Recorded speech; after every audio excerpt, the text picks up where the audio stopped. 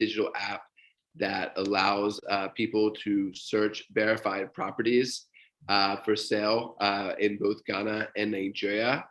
You can download our app on the Google Play Store, on the App Store, and it's an end-to-end process for you to find properties that have been verified by Sesso. So we check the land titles, we check that the company is a real company, that they're doing build it, that they're actually doing the construction, and then we have service providers as well in the app where you can find a verified property, book a tour to work with one of our estate agents, and be able to close a deal with trust. So what we're really trying to do is provide an end-to-end service for both those selling properties and those and both buying properties. So for buyers, on when you come to our marketplace, we don't just have the verified properties, but we have partnerships with mortgage banks to allow financing, with law firms, insurance firms. We're working on different solutions such as tokenization to make it easier to buy. So really a one-stop shop to find all the services needed when purchasing property. And for developers as well, we're adding solutions through our CRM system for them to digitally manage their properties, to find financing as well, and connect to market solutions. So really helping empower the property developers to build trust through the Sesso ecosystem, and providing that assurance to those looking to purchase properties that they've been verified and vetted. And you can find these additional services as well. So, one thing, and I think we'll hear more about today, of why, it's an exciting time to be investing in real estate, especially in Africa. And so one stat that I find very interesting to see, of, seeing how the market is growing now, will continue to grow over the future. And there's a very interesting report that came out in The Guardian that talked about how by 2100, Africa will be home to 40% of the world population, which would be around 4 billion people. And there's going to be, especially large amounts of growth in this corridor between Abidjan and Lagos, which Accra is a part of.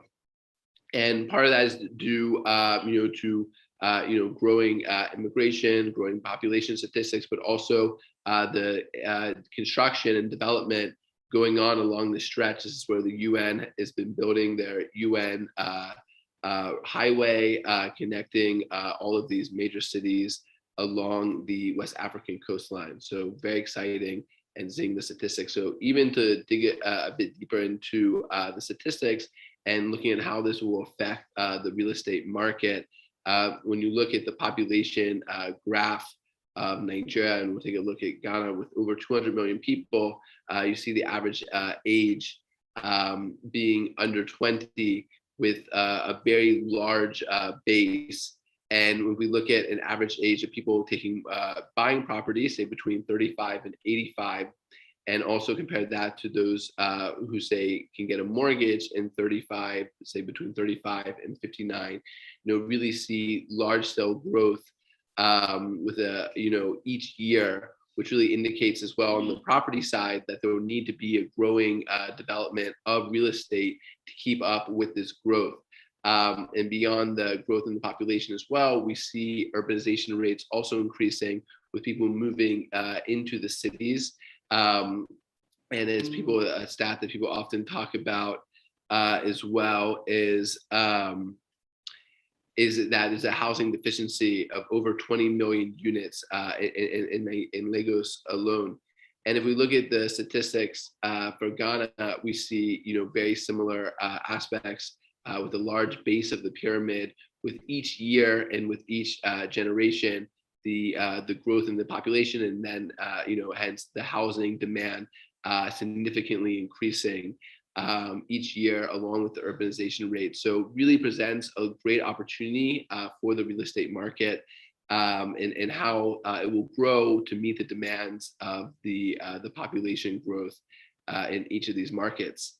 Another interesting statistic we look at is that of the diaspora financing and remittances, that it's estimated, the CDC in the UK, that estimates that 30% of remittances that go into Nigeria and Ghana are allocated towards real estate purchases. And so if we look at, say, in the Nigeria graph, where in 2022, 32.3 billion is estimated to be remitted. And by 2027, the estimates is over 47 billion. And there's similar stats, but of course, with a smaller population in Ghana as well, with over 5 billion being remitted in 2022 and projected of over 7 billion by 2027. And with this, looking at the proportion that's allocated towards real estate, it really signals that there's both a growing demand domestically in the real estate market, and then also from the remittance flow as well, and with the tourism market as well, an aspect that's rapidly growing.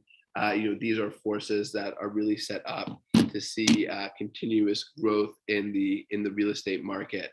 So that's a bit about Sesso, what we do, why we're very excited about the potential of the real estate market. And without further ado, I'll introduce our panelists.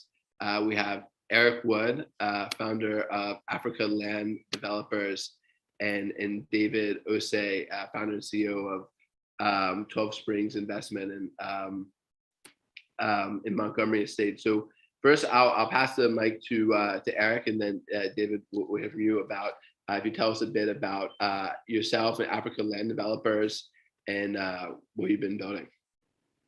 Yeah, sure. Thanks, Daniel. Thrilled to be participating here. So we're here basically for all of the reasons that you just described. We're very excited about the opportunity here. We're brand new to the space, just a couple months into building our syndication platform, Africa Land Developers, and I'm new to Africa, so recently moved here to Ghana with my family just about 3 months ago. Felt the best way to get it off the ground was to be on the ground. So we're here to get Africa Land Developers kickstarted and rolling. And you can scroll down, Daniel. I'll just talk a little bit about what we do. So we're an investment syndicate backing real estate developers doing projects in West Africa. So it's pretty simple, straightforward. We have a group of investors who have signed up to be notified of potential deals happening in the area. What we do here on the ground is vet the opportunity, run our own due diligence process against it. And when we find ones that are promising, that we feel good about, working with developers that we like, we'll present those opportunities in a nice package to the investors on the list. The investors who have opted in to participate have no obligation or requirement to participate.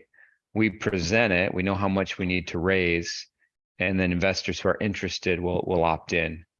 Once we hit the threshold we're raising, we close the fund, they'll invest into an SPV, and then that SPV will handle the funding of the project. And then to make it simple and transparent for the investors, we handle all the ongoing reporting. And then, of course, when the time comes, as the project wraps up, the distribution and tax reporting. So our aim is to make it really easy for investors to participate in investing in these exciting projects by handling everything from start to finish without the investor needing to come be on the ground or take high risk in jumping into something they haven't seen and verified. We do all the verification, meeting with developers, reviewing their projects, packaging it up nicely, and then, of course, spreading the risk out amongst a group of investors who will syndicate the deal together. And we'll either syndicate the full equity ask if it's a smaller project, or participate alongside other equity partners out here in these deals. So focus has mostly been initially in Ghana, which is where we're based, but the plan is to expand other parts of West Africa, finding the most promising deals in the different areas and putting them together and using our syndication platform to help participate in the investment deals. We'll do both debt and equity, although primary focus is on finding equity opportunities with the developers, so to participate alongside the equity in the projects that they do. Awesome. Thanks so much for that. And I think it's very exciting. I think very new to the market, and shows other ways people can get in and still see the upside in the real estate market without just maybe just buying units or building themselves. And so really great to have you on board and have this concept introduced into Ghana. So we have some more questions that we have, and then we'll take some from the audience. But we'll quickly move to David. So it'd be great, David, tell us a bit about Montgomery Estate and what you built, and by yourself as well. It'd be great. Yeah, thank you very much, Paul, and it's glad to see you again, Eric. And I think Eric is doing something very phenomenal in the space, especially with the vetting aspect of it, and also with the reporting, because it looks like that's where there's a very big lag. So I used to live in the US briefly, in San Francisco, and I was part of the tech scene over there. I think in 2012, my company Dropify became the first African startup to join Silicon Valley. So being in the Bay Area, having that exposure, that experience, then I had a big realization that there is a connection from real estate into tech. So we're like, okay, that's brilliant. So we want to come back to Ghana and build a tech park. But it's going to be different. This time around, there's going to be a syndication, or there's going to be a fusion between the real estate funding the technology innovation. And it is very different to what other people have proposed in terms of building a tech park in Ghana. So they have a proposal which is $4 billion, $5 billion, $14 billion. So we come in to say that, hey, we are going to do a tech park and we don't need any billions. We are going to bootstrap it. Was a very crazy idea, but it turns out that that is actually the model. So for Silicon Accra, which is owned by TOS Investment Group, it's made up of three components. The first is the residential, which is the Montgomery Residences. The second is the resort, which is the golf course. And the third is the business park. We've been focusing on the golf course and the residences for the last 2 to 3 years now.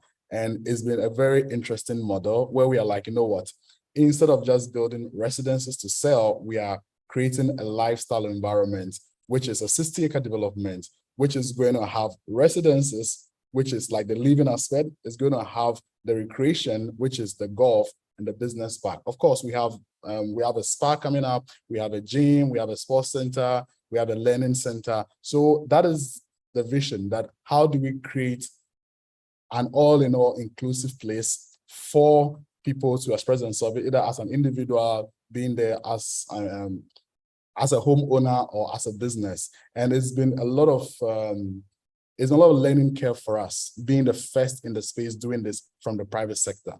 Yeah. Excellent. So thank you very much for that. And I think it's an amazing project, and very ambitious, which projects need to be. And it's great to see the traction, already building up.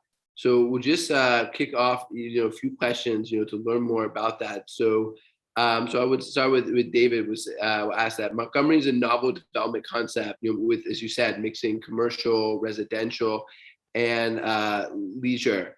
Why did you think now was the right time for this type of project in Accra? And what have you seen change over the past few years as you've been working on this? Yeah, I think that there's been a lot of change in the demographics of Accra. So, there's been more people moving into the world class, and once people move into the world class, they're looking for different things in terms of, like leisure. And now we get a lot of people traveling to Dubai, traveling to Turkey, traveling to the UK for leisure. But how can we have all of this in one place? Very similar to, if you look at places like London, if you look at places like the US, places like even South Africa. South Africa has many golf courses, many residences, which inculcate leisure in it. If you look across Ghana, we are the first again to come up with this bold step to say that, look, we are not just going to commit an acre to a recreational park. We are committing 30 acres to a recreational park. So which is a golf course. And a golf does a lot of things. First of all, the golf is green.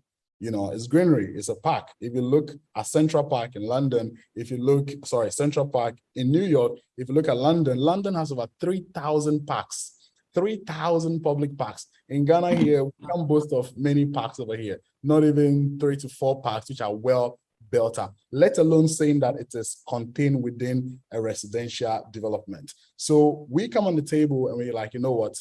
this is the right time because one, the demography of Accra is changing. We are having more expats coming to Ghana to live here. We are getting more Ghanaians who want a different change of lifestyle. And also we are getting investors who want to diversify their portfolio, because like the good thing about a leisure development is that, especially if it is tailored towards the tourism sector, is that you get access to the over $4 billion tourism revenue that Ghana is experiencing currently, apart from the real estate investment coming in from the diaspora or from the people over here. So it is really giving investors that edge to saying that, wait, there is a real estate money coming here, but there is a tourism. So how do we marry the two of them? And we started seeing a lot of change happening since we announced our development. So I'll give you a typical example. One of the biggest estate developments in Ghana, it has been here for about 20 years. They never had a restaurant within their development, never.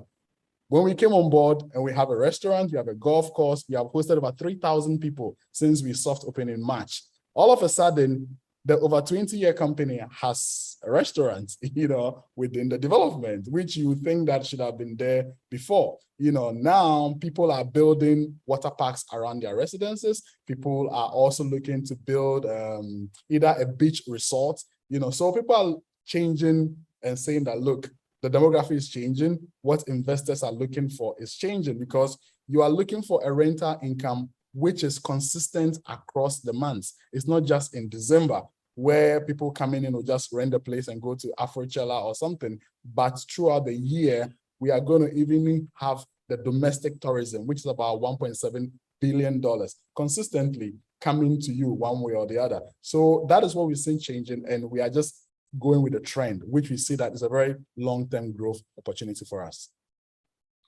Excellent. Yeah, thanks so much for that. And I would totally agree with that. And I think that's such an interesting point where you're seeing that, that people are asking for more from their developments, even as at the restaurants, we're having things in-house, mixing the tourism growth with the real estate opportunity, because as people travel, they need somewhere to stay or they want to look at investments. And I agree with that, it's also increasing kind of competition where people now need to add more aspects, and that, Ghana, I think, is becoming both a tourist destination for people, abroad, but also, local tourism where people want something different in the city. And so, it's very exciting to see. And, like you said, many cities have multiple golf estates within the cities, being from America, you see Atlanta, other cities in the South, really having a lot of this aspect. So very exciting to see coming to Ghana. And I think people are saying that it's not just a normal apartment building that one could invest in, that you can really bring this aspect to it. So Eric, we'll ask you as well. So how did you decide, so when you're looking at opportunities in Ghana, why did you think there was this opportunity in the developer financing, and what kind of convinced you that this opportunity was big enough to come to Ghana and to scale out? And do you think it's going to continue growing over the next few years?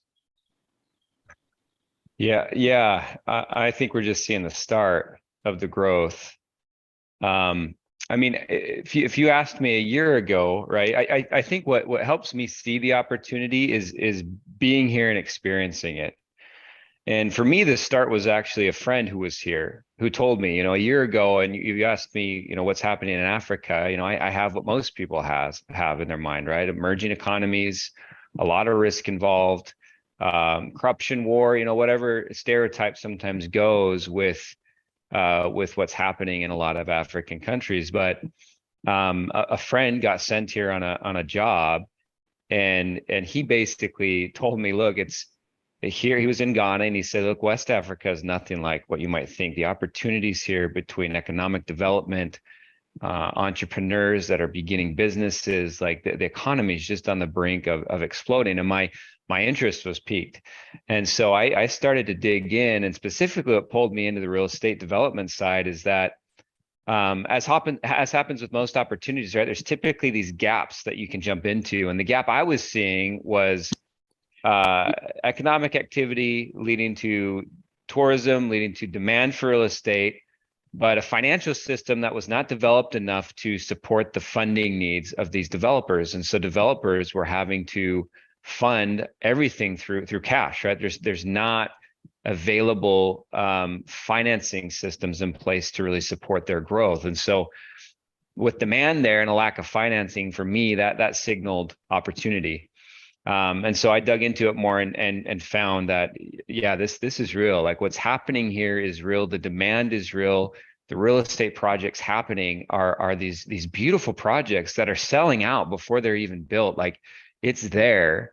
Where the opportunity is in the financing, because there's just not the availability. So that's kind of what we saw. That's how we got excited about it. And since being here and completing our first couple of deals, we're just feeling more and more excited and confident that this is just the beginning of something really exciting. Now, will the financial markets eventually catch up? I think so. I think that'll evolve and change over time, but I think we're several years away from it. And so there's a big opportunity for investors to come in and finance some of these deals with cash, and we wanted to provide a way for them to do it.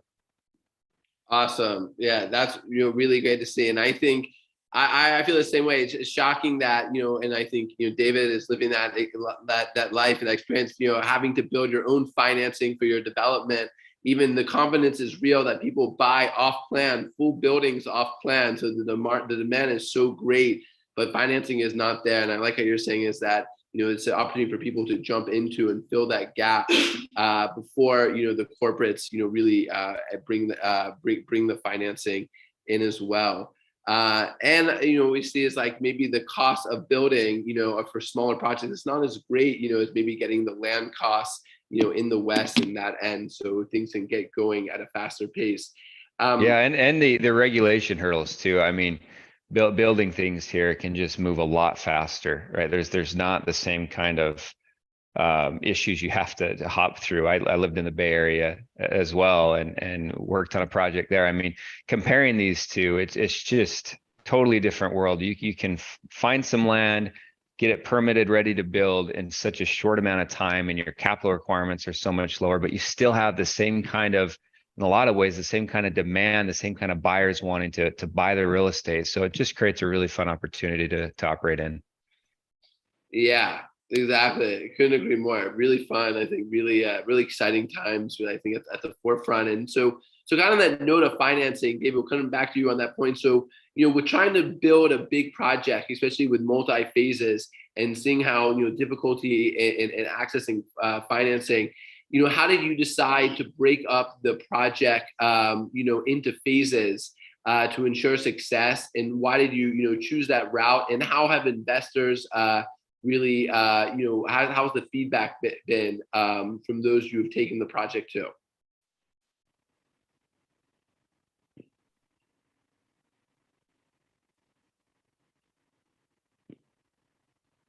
David, I'm not sure if you heard me there. Oh, no, I didn't get a question.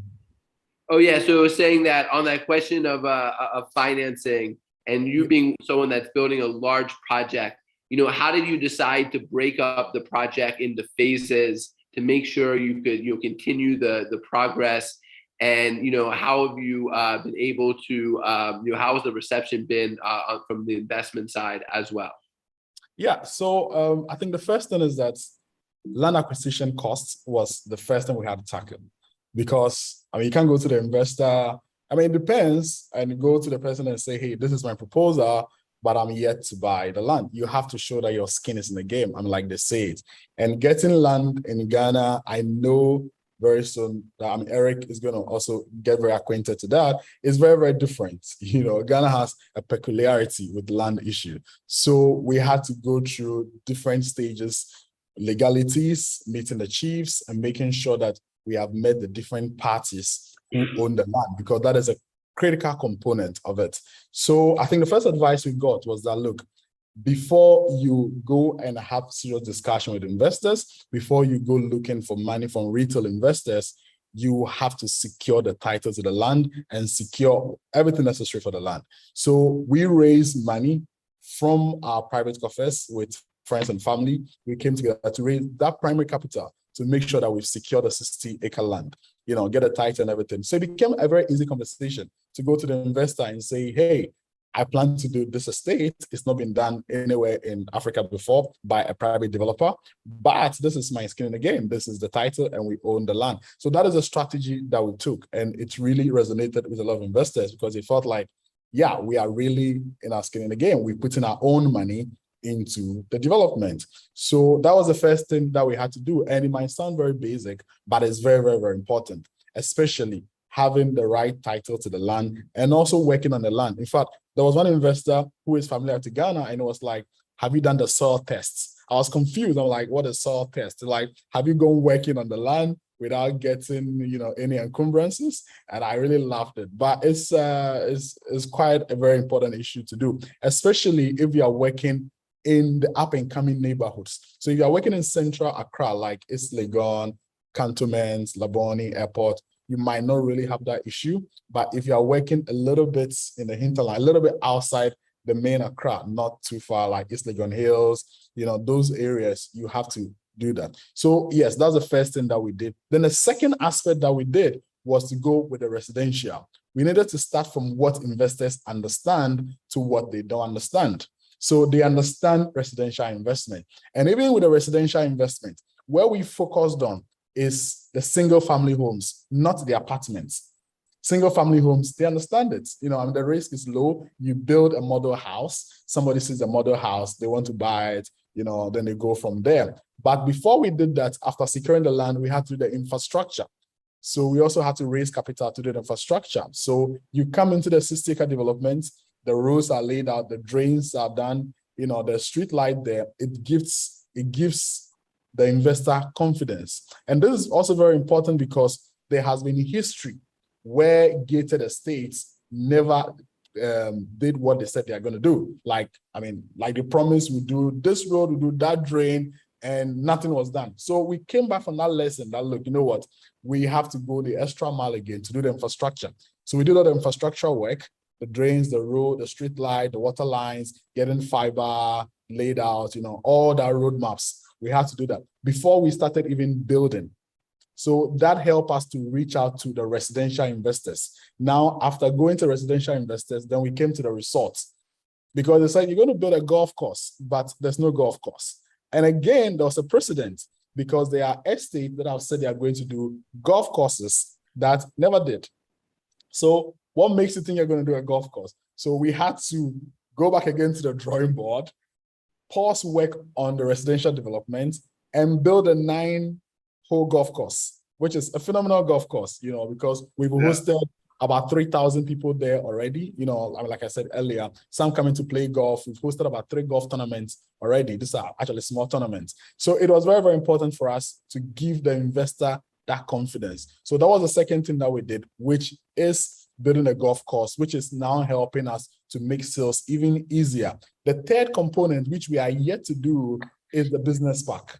Because now we have the residences, we have the golf course. So the business park is a very easy sell to people. We are actually taking our time because we are looking at the economic climate and we are focusing more on where we are getting most of the revenue coming out from, which is the resort and the residences. We are getting a lot of people coming in for the resorts.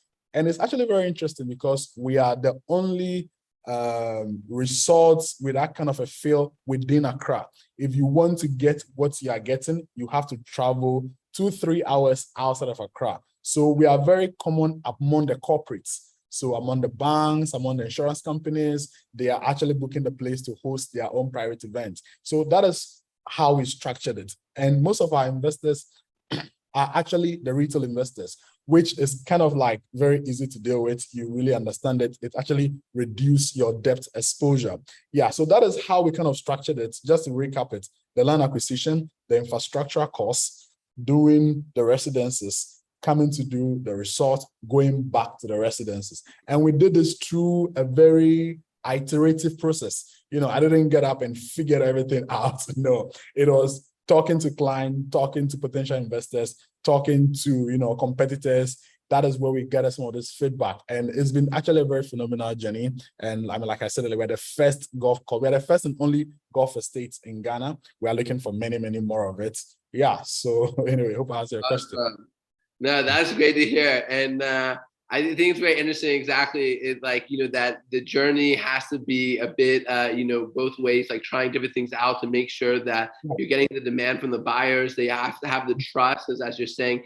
Many people have stories of people promising these huge estates and maybe aren't able to fulfill it with all kind of the hindrances. And so I think many people, I think you might have to write a book as it gets further on. Actually, you're very right. You're very right, Ben. I have to actually write a book because we even went to do a sales activation at a particular golf course here, and we had our TV screen, and there was our golf course that was showing, and people were like, "Is that like a rendering, or is it like?" They're like, "No, no, no, no, that is our golf course." Like, how is it possible to have a golf course in East Legon Hills? They're like, "You need a lot of land." They're like, "Yeah, it's actually the real deal." So it's been, like I said, it's been actually a very interesting journey, a lot of learning experience.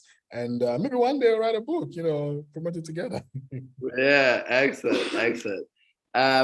So I'll also add that back to Eric as well. If anyone in the audience has any questions, I see we already have a couple questions in. Feel free to ask questions, and they'll get answered as we finish up the webinar with a few more questions here, and then we'll also add in any questions. So you can either put it into the chat or just into the Q&A box. So thank you very much. So I think, so very exciting. So I think what we're seeing is that developers are trying a lot of things, very exciting, innovative approaches to be able to build these new projects and potentially starting a new, type of real estate. And so, Eric, as someone who's bringing in a new type of financing, a product that's not available, what challenges, or do you see any challenges introducing this concept both to developers and to the investors? And do you feel it's been difficult to introduce this concept, or the reception has been quite strong? And so what's your journey been trying to bring in a new type of investment product into the market? Yeah, I mean, there's been parts that have been a breeze and parts that have been very difficult. The easier side is pipeline. There's just so many opportunities. It's a matter of finding the right ones and being selective, and so many are promising. There's so many good developers, and the developers are very receptive to it. For them, it's finally, a partner to work with, a financing option. I've been doing this for 10 years, rolling all of my profits from one deal to the next. I've got capacity to do 4 or 5 projects, but I'm stuck to doing 1 or 2 because I'm having to self-finance these things. And so they've been very excited and welcoming to the concept. And so it's been really fun to get to know these developers and see the great work that they've done, see the opportunity. So that's nice. A lot of funds will kind of raise money. Again, we're a little different because we're a syndicate, but then their challenge is finding where to put it, right? For us, the challenge is really with helping investors to see the opportunity and to get over some of the Africa barriers is kind of what I call them. People have preconceived notions, or it's just not even on the radar. If for most investors, they're not thinking Africa. But helping them to see that, I think, has been the biggest hurdle. For me, I had to see it to believe it. I had a friend here. I came here, and after seeing and experiencing it, I'm a believer. Like I'm convinced. Obviously, I moved my whole family here to chase after it. So our mission and the challenge that I think we're gonna face, are facing, and will continue to face, is telling the story in a way that helps people see the opportunity without having to bring them here. As that's the easiest way, is you just bring them here. But Africa's not the easiest place to get to for a lot of people, and so being able to really show them the opportunity remotely, and be able to tell the story in a way and help build that confidence and excitement, help them see that, yeah, this is an exciting place to invest. I can get returns bigger than what I'm chasing around maybe in the States or other places. And when you really strip it down, there's not a lot of additional risk that a lot of people think. And so it's helping them overcome that hurdle, I think, has been for us the biggest challenge. Great, very interesting, and very exciting that the buy-in from the developers is really high, which makes sense. People are looking at ways to finance, and agree. And I think with more successes builds more trust. So as more projects happen, people see the returns, then hopefully that will unlock further financing. And so very, very interesting to hear from your perspective. And I think over time we're just going to see more buy-in as the success the success is built up. So there's a question as well from the audience. What lending options are available to prospective buyers? So I'll speak generally about what we have at Sesso, and then David can speak about at Montgomery the options. So generally, you have the ability to get payment plans from developers, so to be able to pay over a payment period, and it allows to spread the payments over that time. And then Sesso is working with several banks at the moment in Ghana and starting in Nigeria as well, that can provide financing for both Ghanaians and foreigners who want to invest in Ghana. The rate and the deposit will depend on the buyer and the bank as well. But I'll pass it over to David, and David, we can learn more about what are the payment options at Montgomery, and what has also been your experience in the property financing in Ghana. Yeah, so I think the payments for clients is actually one of the biggest challenges that most developers face. And I think that is also a good opportunity for Eric to also look into that. So there are two categories of it. The first categories are Ghanaians living in the diaspora who are used to mortgages like 20, 30 years, and they come to Ghana and the best the dealer can give them is 2 years, maybe 3, maybe 5 years, but they are used to 20, 30 years. So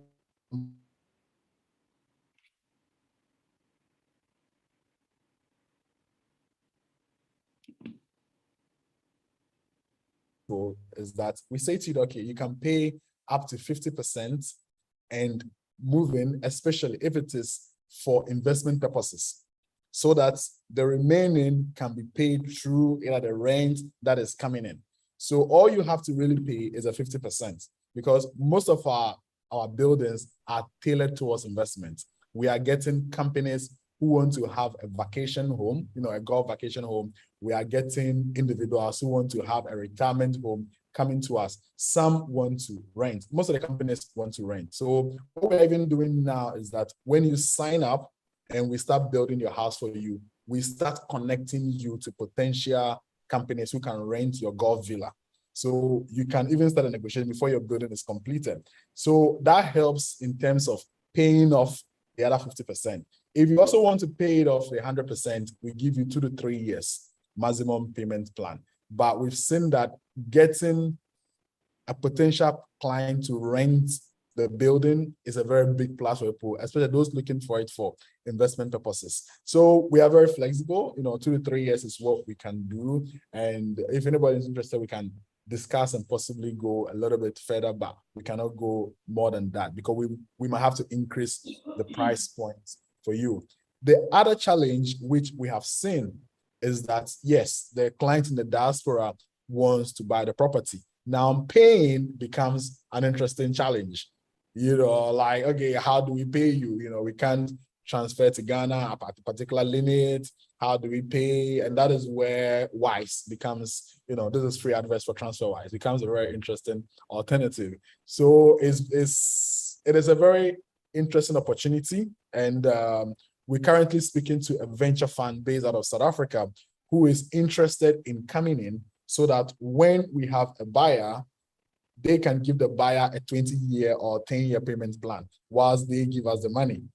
So we are looking at the legalities, how that is going to work out. And I think that once something like that is structured, it's going to really, open the market for properties in Ghana, Nigeria, and Africa at large, especially if they can give a very competitive lending rate, not the 9-10% that we are seeing here, but something around 3 to 5%. Because of the rising inflation and stuff. So it's a very big opportunity. There's a problem there, but it's an opportunity there. At Montgomery, we give 2 to 3 years. If you are looking for it as an investment, you pay 50%, you get it constructed, we find you somebody to rent it. You can use part of the renter to complete it. whilst you're also completing yourself. So that is our financing option that we have. Excellent. Great to hear. And it's good to know that there is flexibility in the payments, and that it's only going to get easier, over time. And, we're excited. And it just goes into the theme of the webinar of alternative investments as funds are coming in to do private mortgages, and others could provide aspects. So I want to get, we have a question in from Maurice. So thank you, Maurice, but we'll get to that in 1 second. And, but really want to ask, Eric, your thought on that as well, is that, we see sometimes having access to one type of financing can help, introduce others. So there can be the aspect of those who are getting financing from your syndicate, maybe use that for longer term payment plans, or those who see the confidence of the financing maybe want to come in to lend on that as well, because they feel confident that the properties will still be built. Have you, seen anything such as that, or had any thoughts there? And where do you think that how the market will grow in the availability of options in the next few years? Yeah, I mean, it's going to be self-reinforcing with what is happening at the developer level, with what CESO is doing. It's going to help facilitate. The reality is it's very hard for buyers. If you're not cash rich, it's hard to come in and buy real estate here, because the deposits, that's not like in the States, for example, where you can put 3% down on a mortgage. That just doesn't exist, right? So you need a lot of cash, either to buy it outright or through a financing plan through a developer where you're putting 20-25% down. So there are ways, but it's still prohibitive for most buyers. But I think that will evolve, and we're seeing that happen now. I think it's going to start with what we're seeing, where it's developers. I've had developers approach me and say, hey, we want to partner and fund this, but we don't want to fund it for the 9 months it's going to take to build it.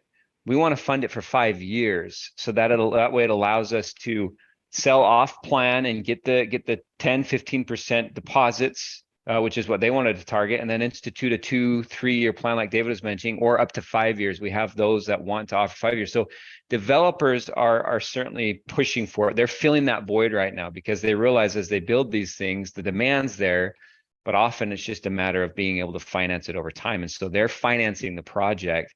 And we have developers who will use our syndicate to finance it. And it makes sense for all parties, for investors, for buyers, for the developers. So we're willing to jump in and participate. The reality is, for the market to really evolve enough, we need more participation from the banks and the bigger lending institutions. So things like what you're seeing, Daniel, with some of the banks that are starting to offer products to buyers. The more that happens, the more competitive it becomes, the better terms we'll see, the longer financing options we'll see, the lower collateral requirements, it'll just get easier. And the more confidence that's instilled in the market, that's the other big thing. I think the more projects that are successfully built, just like the one that David's doing, the more of that's happening, the more people look to see, okay, this is a stable market. There are projects happening here. People are buying, and we'll be able to finance those over a longer period of time. So it's gonna take time, but the ball is already rolling. Yeah, which is very exciting to hear. And I like how you put that. That's almost like a virtuous cycle that, as things kick off, they'll all feed off of each other. So more lending to the developers will make it easier to the banks, make it easier to fund new projects, will get more people excited. So it's really about just, growing it out. And I think everyone's kind of pushing in that same direction, and each part really feeds off each other, which I think is, nice of what you're saying. So we'll go to a couple questions from the audience. So thank you, Maurice. Maurice has a question for David and asks, what service structures do you have? Is there an in-house team? So how do you manage the estate, since it is a mix of the residential and the leisure? And so what is that structure like, David? Yeah, so very good question. We actually have two teams. We have the resort team, which manages the golf, those who are coming in for the resort. Then we have the renter team. So the renter team reaches out to the banks, reaches out to the oil companies, to the finance companies, and says that, hey, we have vacation homes here in Ghana. It's not far from your office. You can bring your executives there. You can hang out there. It's just for you. So they handle that side of it. So when we have the client who has the building who wants to rent, it goes to the rental team. So the rental team reaches out to the companies, they get you somebody to be in it for you, and they manage everything for you. So they manage the cleaning, the reporting, and they do all of that. Currently, we have our first homeowner who is signed up to the service because we just launched it just about a few weeks ago. Because we're mostly focusing on individuals coming in to use the resort, but we realized that we have a unique opportunity, which was actually brought to us by a banker. They actually brought it to our notice, like, Dave, you know what is amazing? We want to have this service. So sorry to the public, we are kicking you out a little bit and we are giving it to the corporates. It's actually easier to do that. So we are still setting up the team to do that. But I mean, like essentially, we manage everything to you, sending the money back to you. And thanks to TransferWise, it's very, very easy for us to do that. Wherever you are in the world, we set up a TransferWise account or even your own bank account, US, UK, anywhere you're in the world, then we can send you the remittances as is given to us. Minus service charge. The service charge is $200 for the general service charge of the estate accessing the golf course. But when it comes to your rental, it is on a percentage basis. It's between 8 to 10% of what we manage for you, which is also negotiable. There's a question here which I want to take. It's like, how has the growth of the Ghana tourist industry affected prices and the rental yield? Now, this is very interesting, and that is why we invested in the golf estate. It is very cyclical, you know, it's very cyclical. It's usually November, December, January that you see a lot of tourist activity thanks to the year of return, which is in December. So from November to January, there's a lot of activities. So you can get very high rental yield. In fact, it feels unholy, some of the rate you can charge, because there are literally people stranded. Like literally, I've seen it. I've seen people with their bags and they are stranded. They have the money, like they have the money. And I can't remember a story where I have an apartment in Cantonment, which I have not, lived in it. I just bought it and I was planning to stay there for like 3 months before I start renting it. And there was an agent who knew about it. He said, David, please, there are people here stranded. Can you just come and open it for them? And my wife was like, okay, just go and give it to them. So December is a very good time. But after November, December, January, it really plateaus down because there aren't many active activities bringing in tourists to Ghana consistently. There are people coming in, but they usually go to the hotels and all of that. So that is why we set up the golf estate to maintain it across the year for the investors. So be it in January, in February, in March, we are doing golf tournaments, we are hosting games, we are doing golf lessons, we are hosting seminars, conferences. So we set up so that we can have that consistency across the year. And we also are putting up a spa, like a spa for people to also come in. So we are focusing on the domestic tourism and the external international tourism. These are two very unique angles that you need to be careful of. And the interesting thing is that the domestic tourism is actually more, it's our $1.7 billion in 2019 than the outside tourism. So we need to get that definition, that definition clear. Yeah, very interesting. So you see a bit of both. So of course, as you said, astronomical prices. Yeah, I see December. It's like everything's booked now, months in advance. Oh, it's way booked. Yeah. In fact, our development is booked for December already. Even the house is not yet completed. They are booked. So we have to hurry up and finish it for them. Wow, amazing. Let's we can have some great golf vacations. Yeah. And Eric, how do you see the growth in tourism affecting what you're doing? Do you see that helps interest in your business? Does that help your mindset of what type of projects to be looking at? Yeah, we try to balance both sides. I mean, the tourism is really great for awareness, right? The more people that come to Africa, the more that will experience it and see what's happening here. And that's obviously going to be good for us as we seek to grow the syndicate and get people interested. They're going to come, they're going to experience it, they're going to stay, they're going to feel the same things, that I described earlier. So I think spreading awareness is really key. I think in terms of having a good balance of deals, we certainly find those that are going to target the tourism sector. That's obviously always a good approach to take. There's a lot of good investment opportunities for properties in real estate that target tourism, but there's also A lot of developers we work with exclusively local developers. So we're not working with developers coming in from different places trying to do projects. We're working with local developers. So as we focus on Ghana, it's Ghanaian developers doing projects in Ghana. And a lot of developers here, they want to make sure that they're not just building for the tourism industry. They want to see more affordable housing options happening for their neighbors, right? Their communities. And so we're also looking at a lot of development opportunities that are going to open those up. Obviously, the more money coming in through tourism, the more everyone's going to benefit, the more the economy as a whole will lift. But we have developers, and we're looking into projects with these developers that are very focused on affordable housing, making housing as affordable as possible for the typical Ghanaian, so that they can move up in life and progress and have a home of their own. So we're trying to balance it with the tourism and some of the other spaces. Sorry. Awesome. Yeah, I definitely see that. I think there's a mix of both, great opportunities on both ends. So we have a few more minutes. If there's any last questions, please put them into the Q&A so we can get to them. So we'll answer the last couple questions, and then we'll have a closing. So if there's any questions, please put them into the chat. So this is what I think for Sesso. So which bank can I approach in the UK to invest in property in Nigeria?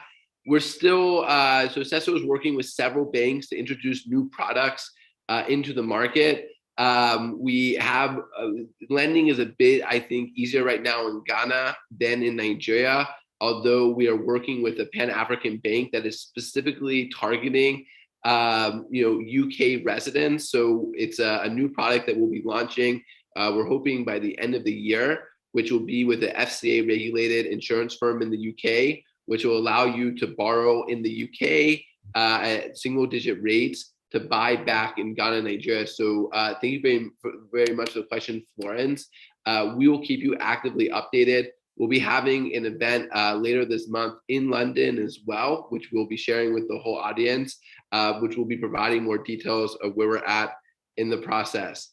And so two questions as well, which is either one would like to take it, would be, what is the business model behind the build of affordable housing? So one would say is there money to be made in affordable housing? Yeah. So there is. So it's not like some of these other markets. There's not a lot of government incentives. There's a few, but it's not like you might see with heavy subsidies and incentives. And so it really needs to come from private developers who are willing to settle for lower returns, and investors willing to settle for lower returns. So it's a couple things. It's developers building in the most affordable areas using the most affordable means. And so they're not going to build, the luxury type estate with the kind of amenities and pools. They're building basic housing as affordably as possible, where they still can make some money to fund their business, because again, these developers are doing it out of cash. And then when we syndicate one of these, we haven't done one yet, but when we syndicate one, we will flag that this is an impact opportunity. So the returns, the yields won't be as high, but for those who are interested and connected with African Away and want to do what's phrased as impact investing, they'll have the opportunity to settle for a lower yield. It's still a positive return. It's still a good investment, but it's a slightly lower yield, knowing that this is going to open up opportunities for Ghanaians to invest in their own homes. It's creating affordable housing. And so we really have to facilitate that experience for ourselves, but it can be done in a way where there's still profit for the developer. There's still some returns for the investor. What we're all doing together is settling for something a little lower, knowing that there's some impact involved. Excellent. And so I think it's a great answer. And I think that really describes it well, that there is, opportunity, and there's people that are looking for those opportunities. So it's about making it transparent, easy for people to access, in that end. And so a couple quick ones, we'll just go to the last questions. I think this one's for Sesso. Mentioned we do have quite a lot of events in London where we have an office there. Will we be in the Midwest? And the answer is yes. Sesso is planning a Q2 roadshow to the Midwest in America. Right now, we're looking at Columbus, Cleveland, and Chicago, potentially Toronto as well. If each of you have any recommendations on where we should stop, please send us a message. But this next year, you'll be seeing a lot of us and our partners, such as David and other great developers on the road a lot more. We'll be doing a lot of engagement in the US, in the UK, in Canada as well. So really be growing on that end.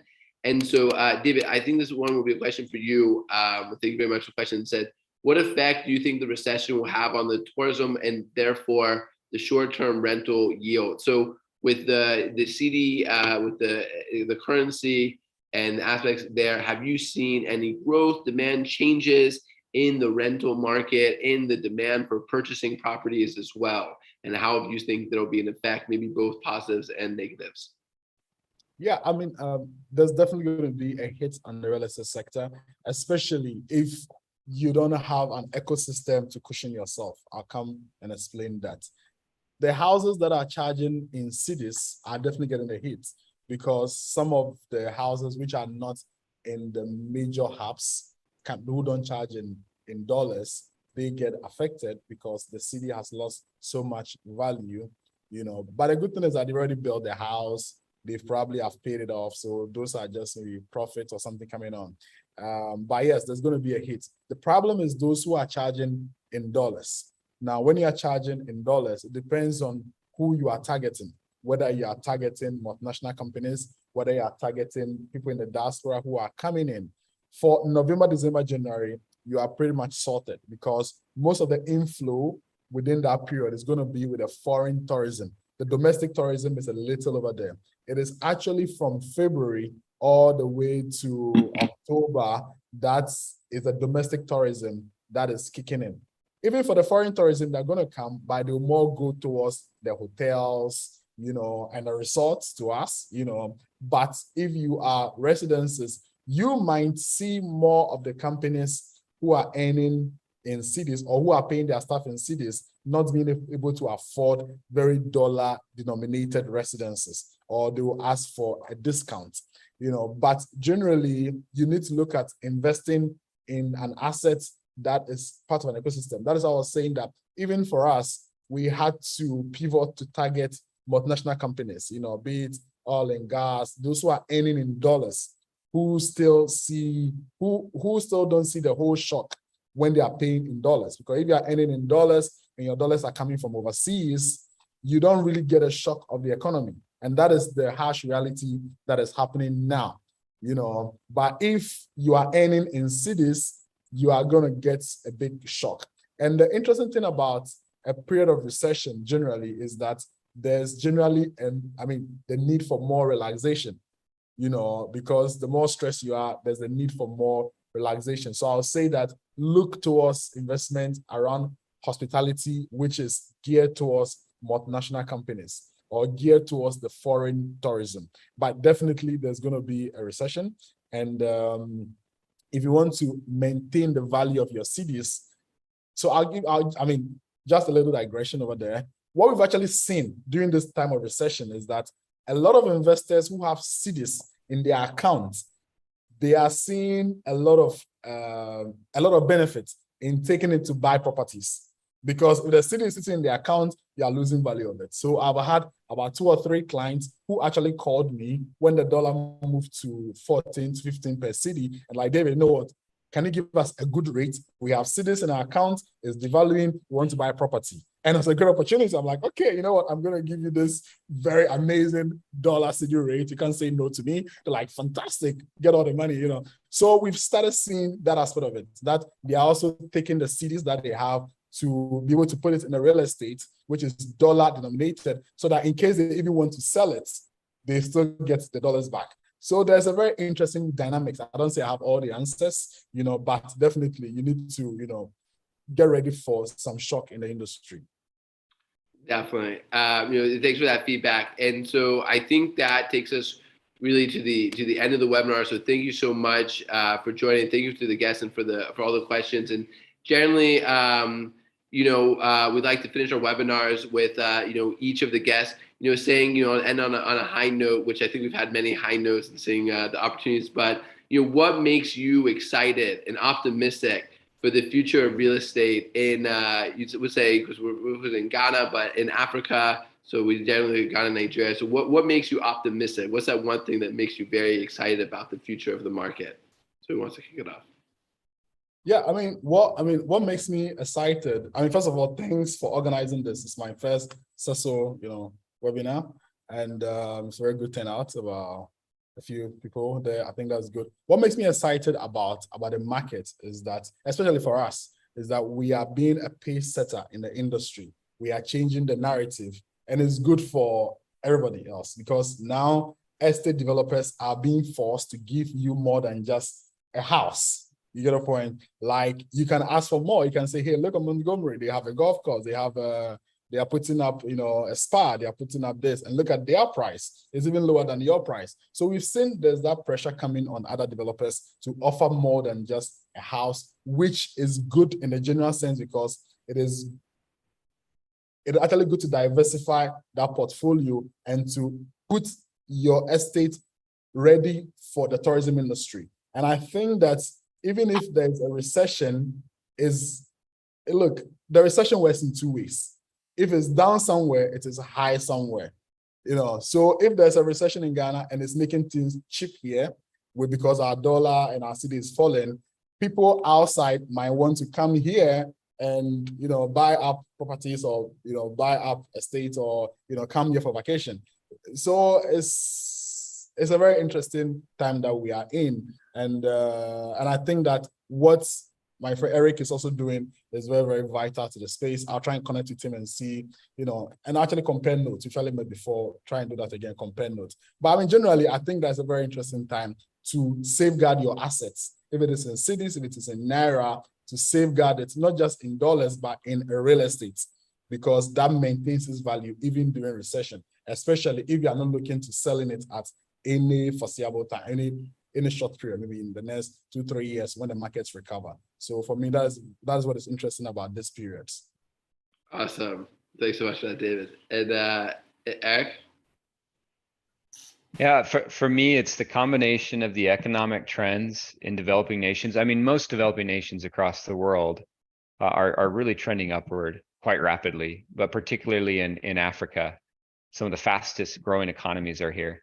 I mean, you come here, you look at things on the news, and you might think, well, this isn't a stable place, but your basis of comparison might be, in my case, where I come from in the United States. But when you look at where things are now and where they were 50 years ago, you see how quickly things are developing here. When you take that and combine it with the population growth and the growing middle class, and combine it with the growing economic stability and rapidly growing economies, it just makes for a really, really exciting combination. So for us, it's those things combined make us very, very bullish and very excited on what's going to happen. We only see this as the beginning. We see more of it happening because of what's happening with the economies here and the population growth that are in Africa. Awesome. And I think both of you cannot agree more. I think we're just at the beginning. We're already seeing great traction, and it's only the start. So thank you both so much for joining. It was a pleasure. I think great insights, I think, provided on all ends. And thank you to the attendees. And I think there's a question. The session has been recorded. It's on YouTube as well, but we'll be sending a follow-up email with all the details, more about Montgomery Estates as well, in the recording as well. So thank you both so much for taking the time. Thank you for our attendees for the questions and for being a part. And we look forward to the future of African real estate and to only keep growing. So thanks so much. All right. Thank you.